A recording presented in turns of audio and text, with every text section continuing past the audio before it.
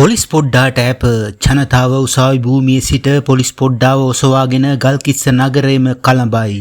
Police පොඩ්ඩාගේ පියා සතුටින් හඬා වැටමින් කියන කතාව මෙන්න. ගල්කිස්ස උසාවි භූමිය තුලදී නීතිඥවරයෙකු සමග ඇති වූ සිදුවීමක් හේතුවෙන් බන්ධනාගාරගත කළ පොලිස් කොස්තාපල්වරයාට අද දිනේ ඇප ලැබී තිබෙනවා. ඇප ලැබී පැමිණි පසුව උසාවි භූමිය පිරී සිටි අතිවිශාල ජනතාවක් ඔහු ඔසවාගෙන ගල්කිස්ස නගරය පුරා යමින් ජය සමරනු දක්නට ලැබුණා. තම පුතාට ඇප ලැබීමෙන් පසුව සතුටින් හඬා වැටුණු ඔහුගේ පියා පවසා සිටියේ මෙවන් දුක්බර කතාවක්. මට සතුට කියලා නිම කරන්න බෑ මහත්තයෝ. අපි වගේ දුප්පත් මිනිස්සු වෙනුවෙන් මුළු රටම එකතු වුණා. මගේ පුතා වෙනුවෙන් බලන්න මෙතනට ඇවිත් ඉන්න සෙනඟ කන්දරාව.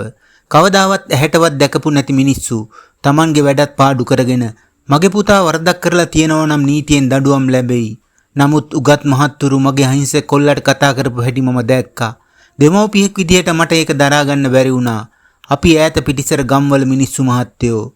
අපි වෙනුවෙන් මෙහෙම රටේම එකතු වෙලා ඇත්තටම මට කතා කරගන්නවත් වචන නැහැ. ඒ තරම් පුදුම සතුටක් හිතට යනුවෙන් ඔහු සංවේදීව මාධ්‍ය වෙත පවසා තිබුණා.